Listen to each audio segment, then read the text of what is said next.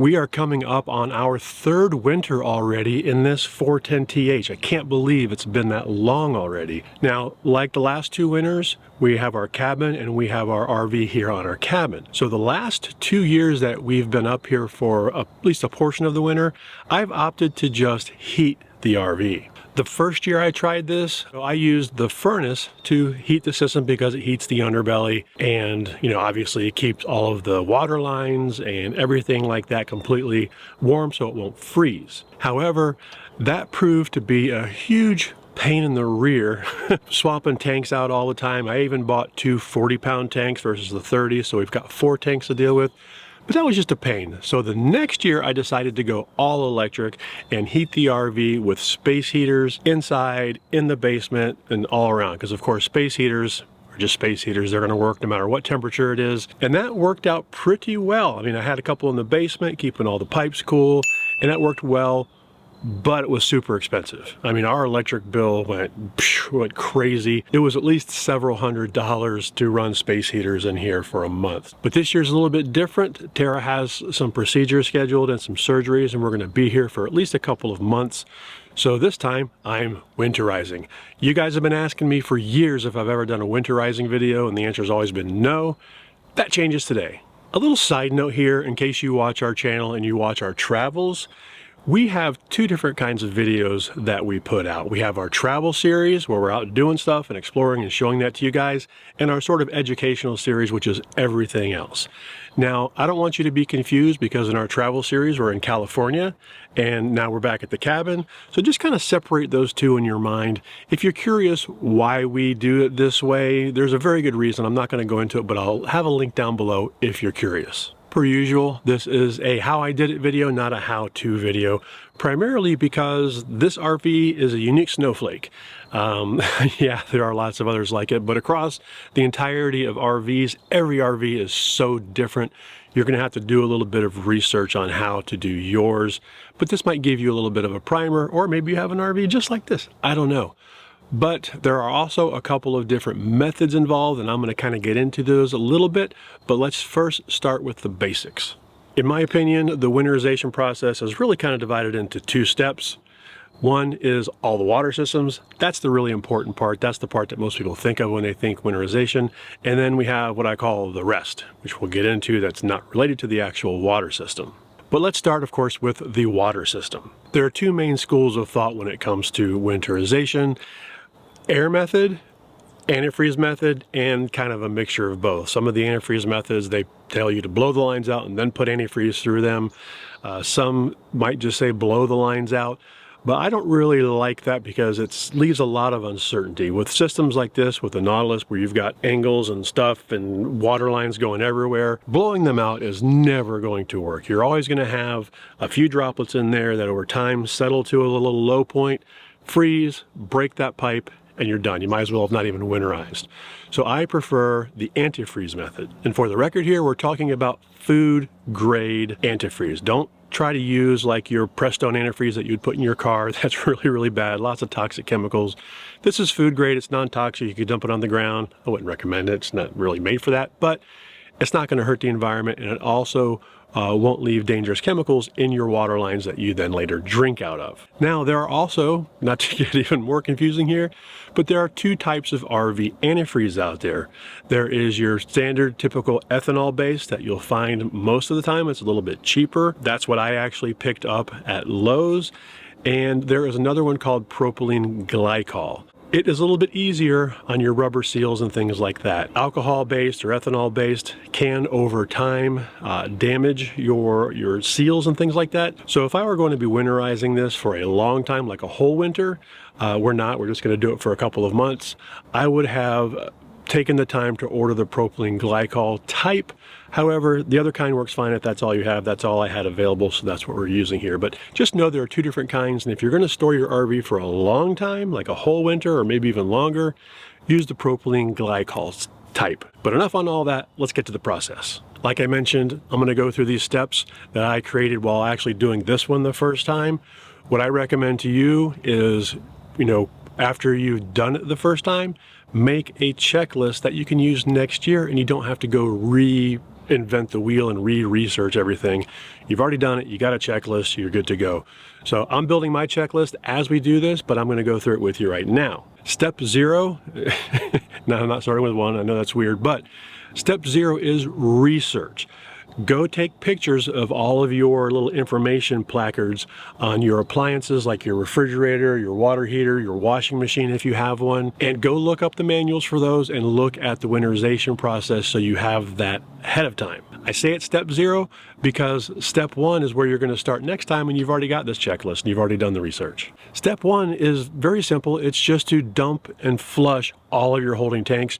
You want all of your holding tanks, all your gray water, your black water, and your fresh water to be completely empty. If you're in a situation where you can't pull a dump valve and let fresh water drain on the ground, then just use your pump it into your tanks and dump. Now, I didn't mention it, but hopefully it's obvious. You're gonna need full hookups for this process because you're gonna be dumping sewer, adding water, and all that stuff. Step 2 is going to be to remove any water filters that you have in line.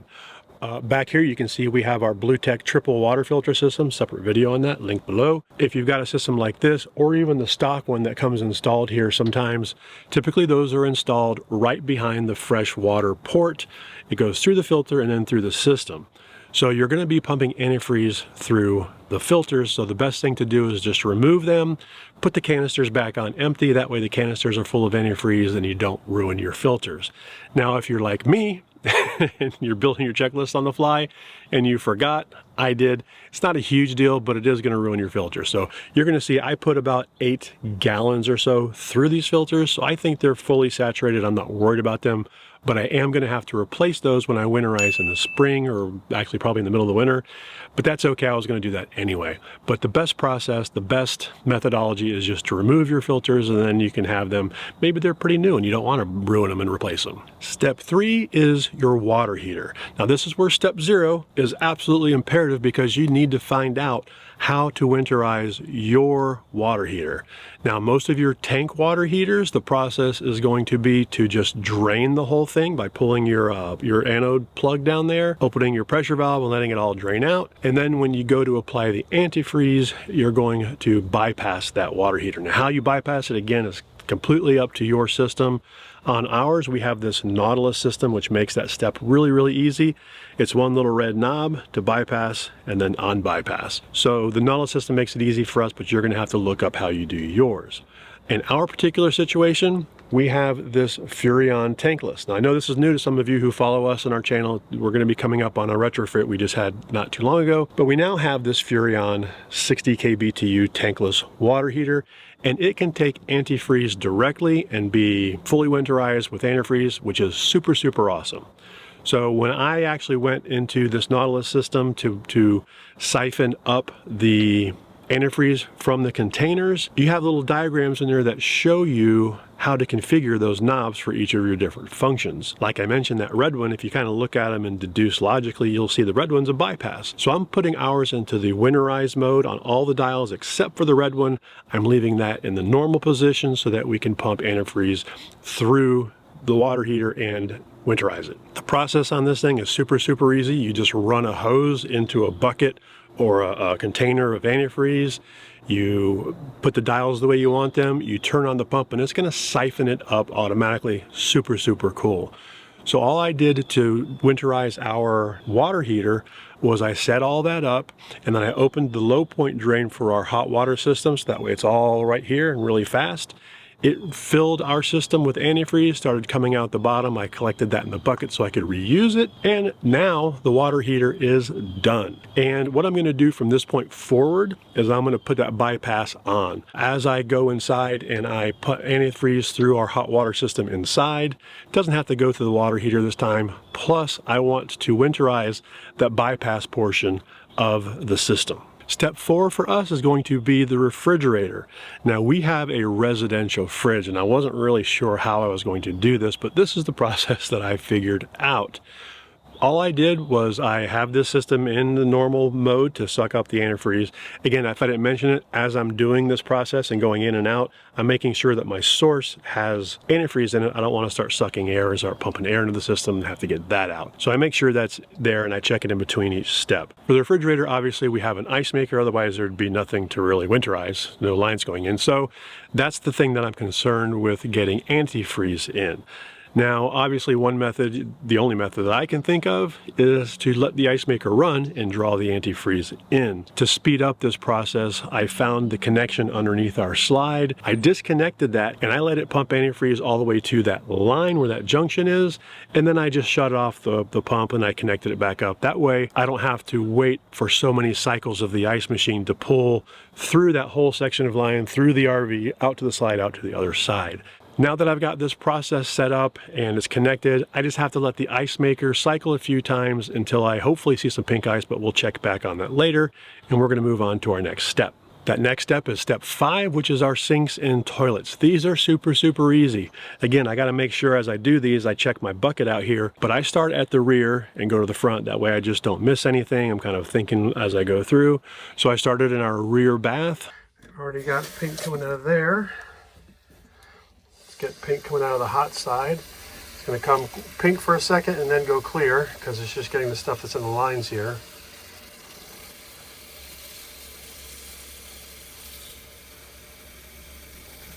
And there's the pink.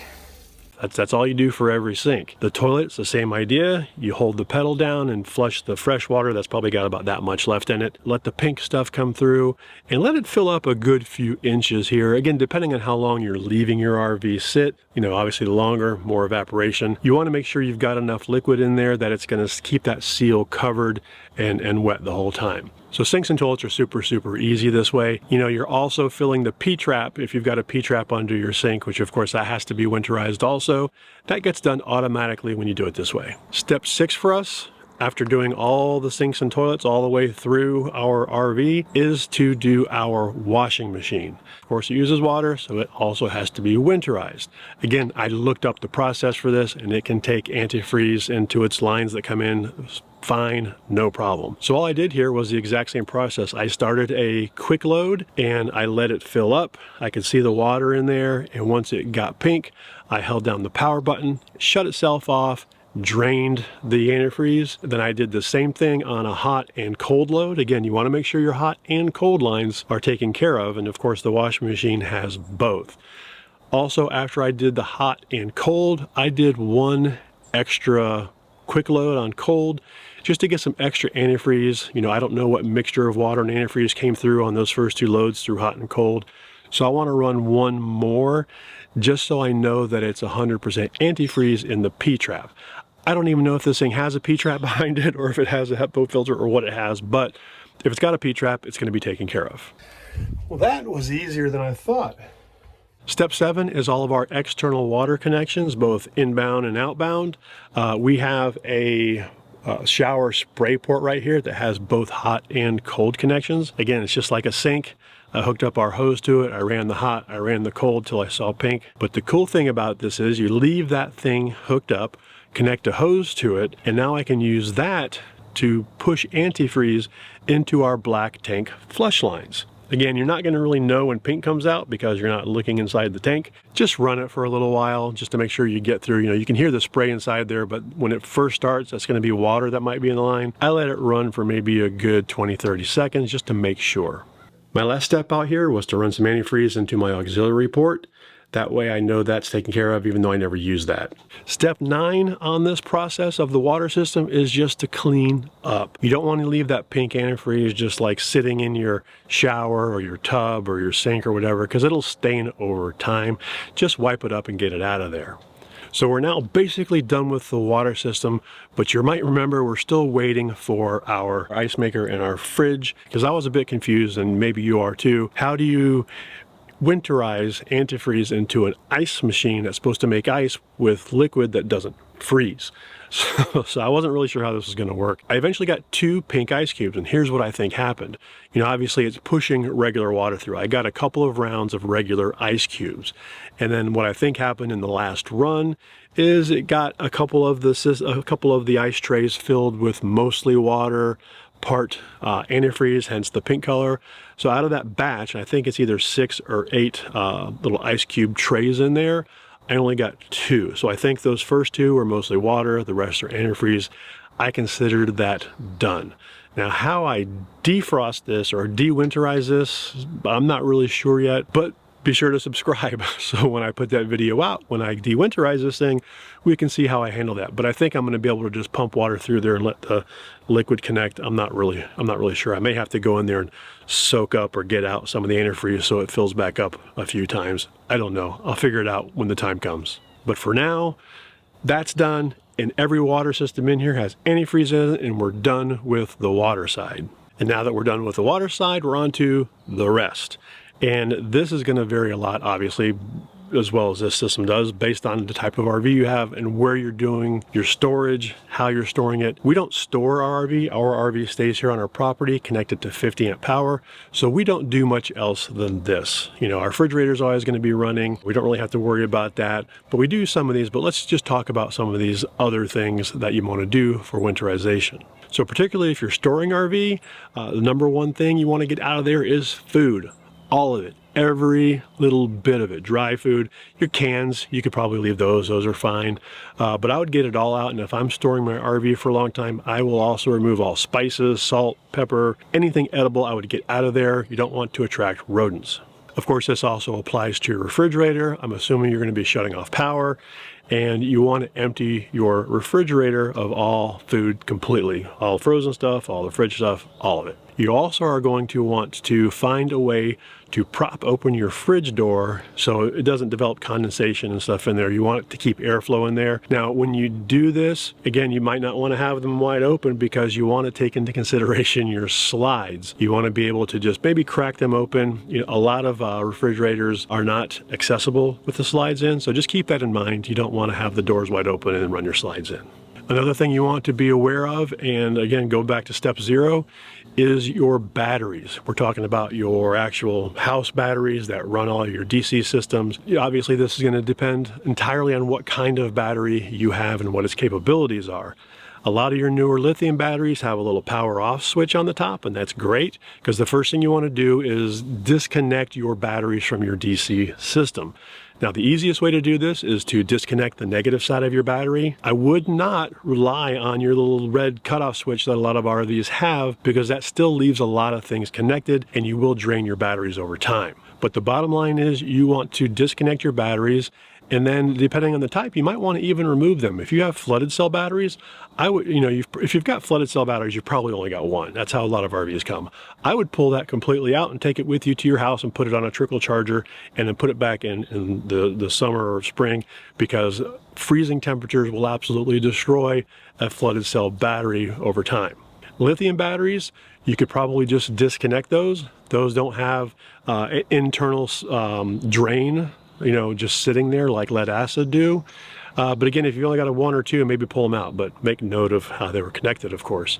But at lithium batteries, I would leave them in there, but I would disconnect them. Again, if you've got a power switch, even easier. Speaking of batteries, if you've got a drawer full of AA's and AAA's and 9 volts, probably want to remove those too. Those don't do well in freezing temperatures over a lot of time. Pull those out also and put them with your food and take them back to your house. My last other stuff item of note is anti-rodent prevention. Prevent rodents. I don't know what I'm going to call it, but you want to have your system as rodent proof as possible. Number one thing you want to do is with your slides in, again, assuming you're storing this thing, look for gaps in your slides with the slides closed. A lot of times when your slides are open, they're sealed pretty good, and when they come in, sometimes you can have some gaps there, so check those. Look under your entire RV, and this isn't just a winterization thing, but make sure the bottom of your RV is sealed. You can have a lot of openings under there, even though you've got that protective barrier of coroplast or whatever. One particular place is your spare tire. If you've got a spare tire under there, it's got a cable going up on a pulley probably. I always just take the great stuff, the spray foam that's made for anti-pests, and I spray it up in there and just let it fill those gaps. But do that for your entire bottom of your RV. You know, maybe you picked up a rock this summer and got a hole in there and don't know about it. Check it out, fill all the gaps.